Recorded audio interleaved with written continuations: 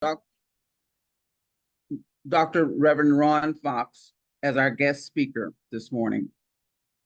As I was reading Dr. Fox's bio, I was really impressed with all of his accomplishments, and I will share some of those magnificent accomplishments with you this morning. Dr. Fox started attending the Huntington Beach Religious Science Church in 1990. He then left the Huntington Beach Religious Science Church and started attending the Seal Beach Religious Science Church. And as he continued on his spiritual journey and his spiritual path, he enrolled at the Holmes Institute. And he graduated from the Holmes Institute in 1998 and was ordained in 2001. He served as an assistant minister at the Seal Beach Center from 1998 to 2001. Then in 2001, he moved to Auburn, California to lead that center. And then in 2004, he moved to Peoria, I'm not sure I'm saying it correctly, Arizona, to be the senior minister at that center. After 6.5 years at that center, Dr. Ron and his wife, Becky, wanted to get back to being close to the ocean.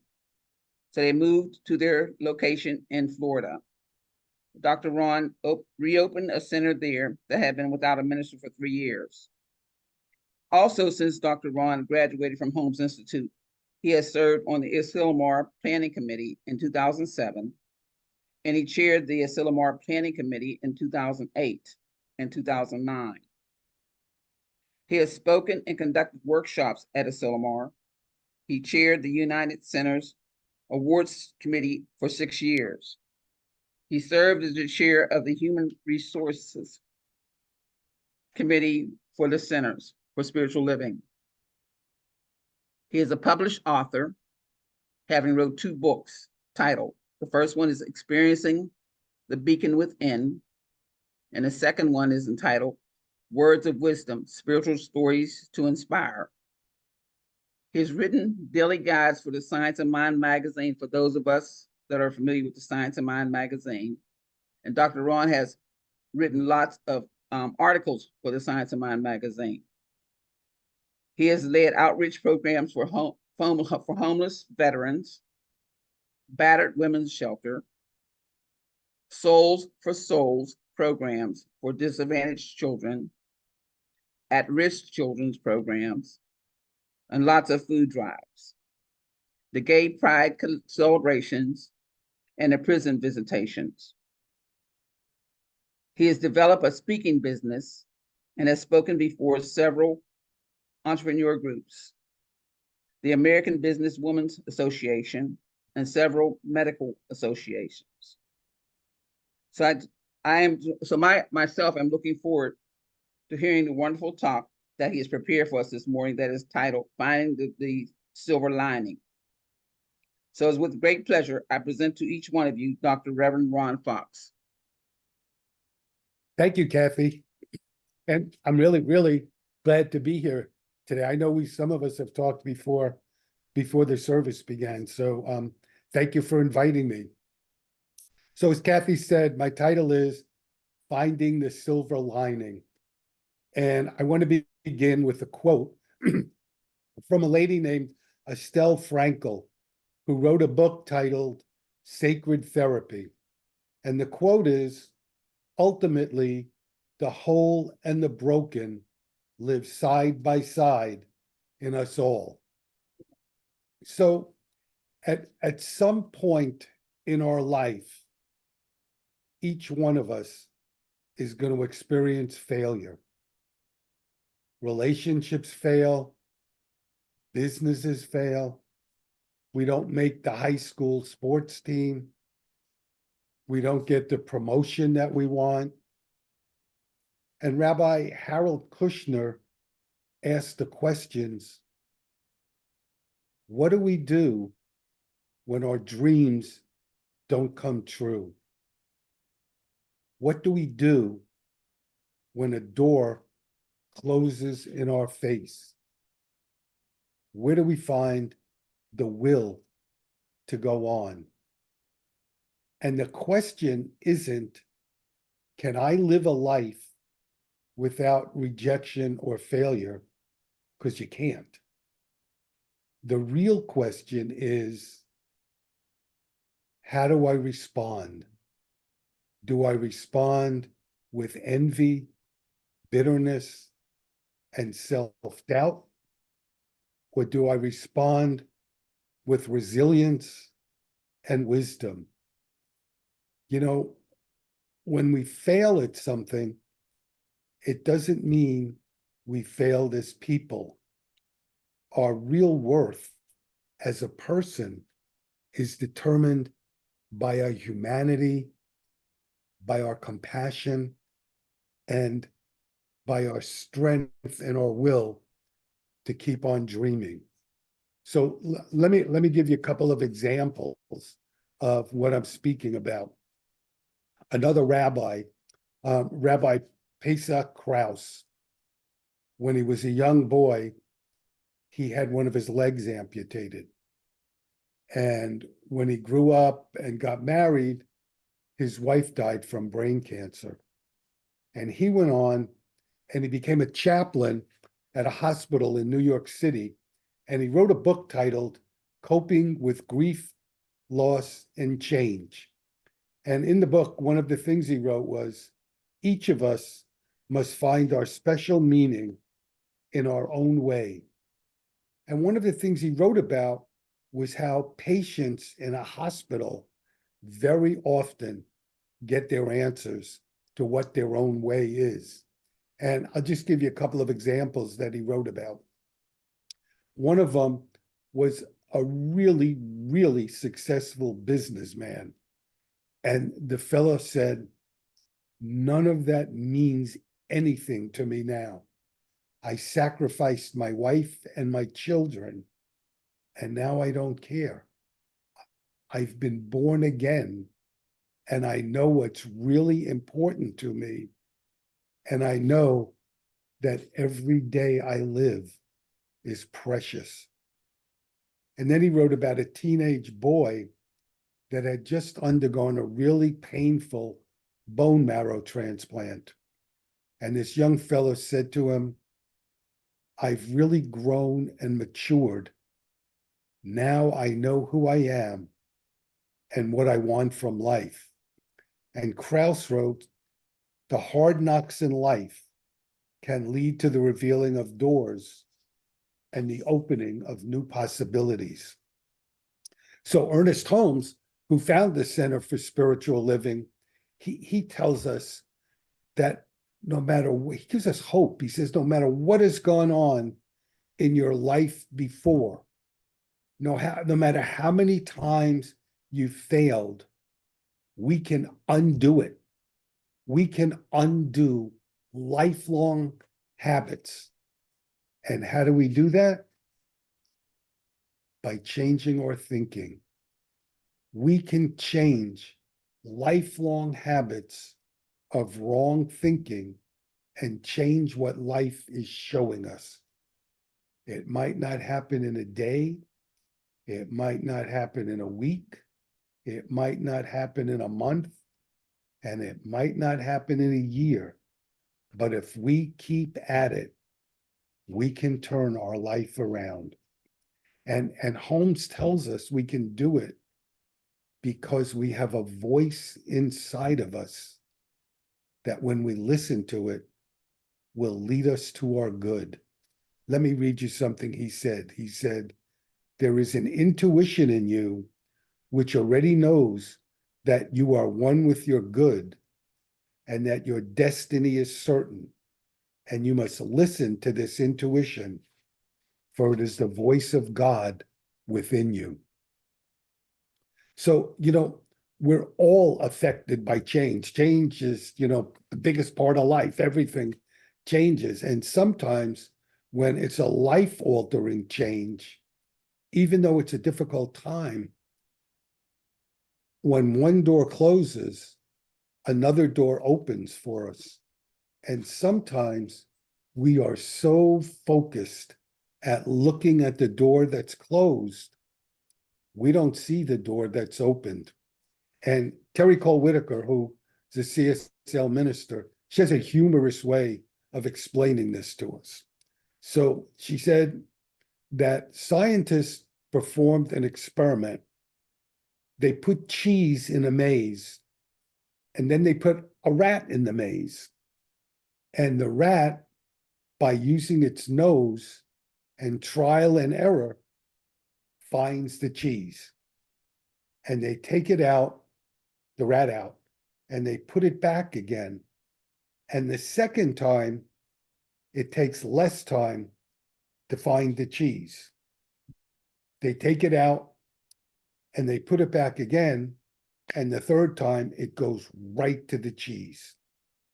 And then they take the rat out and they move the cheese. And the first thing the rat does is go back to where it was. But when it sees the cheese isn't there, again, it uses its nose and trial and error, and it finds the cheese.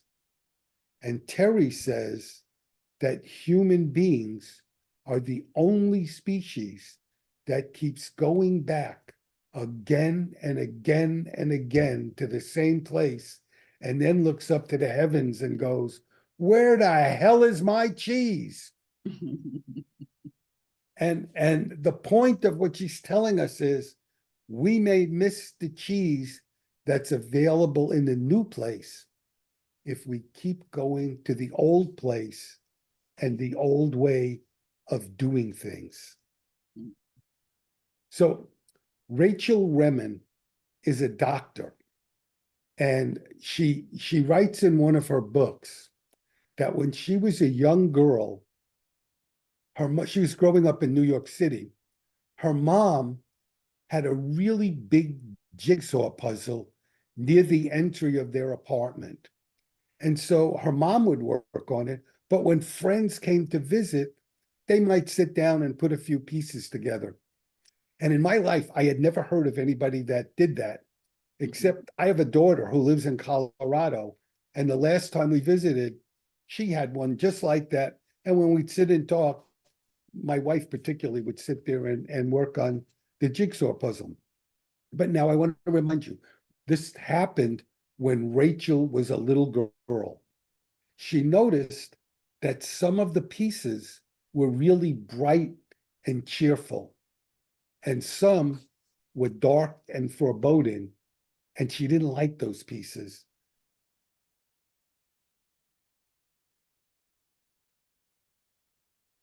And of course, eventually, her mother came near the end of the puzzle, and she realized there aren't pieces, there are all the pieces here. And she went to Rachel and said, "Do you have my pieces?" And Rachel showed her the pieces. And she stood there as her mom put the pieces together. And she realized how beautiful the finished product was. And she also realized that the dark pieces, as well as the light pieces, played into the beauty of the jigsaw puzzle. And the point of this is that the dark pieces are part of something larger. And we never know how the pieces will look in the final product. However, sometimes out of loss, out of grief, and out of pain, meaning will emerge. And she wrote that now she sees joy in a new way. It's a willingness to accept all of life and not to back off when life doesn't show her what she's expecting or what she wants. And she said one of her patients told her, "Hey, when you're walking on thin ice, you might as well skate." So I want to read something to you from Ernest Holmes, and this comes from his book, This Thing Called You. And Holmes wrote, "When thoughts of fear or discouragement assail you, turn to them quietly and say, You have no place in me. There is nothing in me that can entertain thoughts of negation or doubt. I refuse to admit them. I know that my word casts out fear and doubt. It converts fear into faith. I know there's nothing in the universe that wishes me ill. There are no negative forces operating in, around, or through me. There is but one mind, which is my mind. This is the mind within me, and it has never received an image of doubt. The God mind within me only entertains that which is perfect. So I want to tell you, I am not a Bible scholar. And I want to tell you something about the Bible that I read in a book that was written by Wayne Muller. So if you check me out on this and it's not true, it's blame him, not me. What he wrote was that in the New Testament, the most used phrase is be not afraid. Now, the people that wrote that were being persecuted, they were being beaten, they were being tortured, they were being arrested, and they were being murdered. So there's no way that when they wrote that, they meant be not afraid because nothing bad is ever going to happen to you. What they must have meant is when sorrow, when grief, when illness or harm is given to you, there's within each of us a spirit of God that will bear us up, that will hold us up, and will keep us strong. No matter how we are hurt, our divine nature will help us get through. You know, when any of us have a dark night of the soul, if we try to ignore it, it gets worse. Healing happens when we face what life shows us and when we work with it. And then when we meet them head on, very often we emerge stronger and more grounded. And you know, sometimes the worst thing in life turn out to be the best thing. So I want to tell you two stories about that. One is a fellow named James Costello was grievously wounded in the shootings that took place at the Boston Marathon. And it was clearly the worst thing, he was shot, the worst thing that ever happened to him. And yet, if he could turn it around, he wouldn't, because it wound up being the best thing that ever happened to him. You know why? He married one of his nurses. And so I want to tell you a personal story about that. In the mid-'80s, I was living in Maine, and I was married, and my wife and I had 3 kids. And one night I found out that she was having a long-term affair. And I got really angry, and it really threw me into fear because I knew we were going to get divorced. I wanted a divorce. But I still was in fear about what's going to happen to me. How will I see? I loved being a dad. How will I see my kids? And one of the fellows at work, an attorney, told me to go to his attorney because his attorney represented him when he was divorced. And I was in such bad shape. When I went to this attorney, he said to me, I'm not taking your case until you go see a friend of mine who's a psychologist for 3 months. And he tells me that you're centered enough to make a life decision like this. And so I did. And then I had friends, my best friend, when I told him, he said, what are you doing this weekend? And I said, nothing. And he said, I'm coming up. I'll spend the weekend with you. And one of my neighbors, who I was really close with, when he came over, he put his arms around me and he whispered in my ear, don't worry, Ron, we'll get through this. He didn't say you'll, he said will. And this was way before Science of Mind came into my life. But my point is, love got me through it. And then 5 or 6 years later, I was living in Southern California. I'd moved. And a friend fixed me up on a blind date. And this angel walked into my life. And we've been married for 33 years. And what I would share with you is after we got married, I was having a conversation with my daughter, who was the eldest of our 3 kids. And I said to her, you know, Meredith, if there was some magic and somebody came into my life and they said to me, we could undo that. You don't have to go through that worst time. You could avoid all that pain. I would say no. I would say no. That pain helped me learn, helped me grow, and helped me turn out to be the person that I am. And I like where I am. You know, obstacles can help us. They can help us learn who we really are, show us who we really are. And I tell my congregants all the time, who you are is a spiritual powerhouse. Every one of us is, because we can make the decision to go within and to touch that divine presence within us and team up with it to create the life that we want, the life of our dreams. And if we've fallen off and have had failure, like I said before, Ernest Holmes tells us, no matter what you've done, you can set it straight again.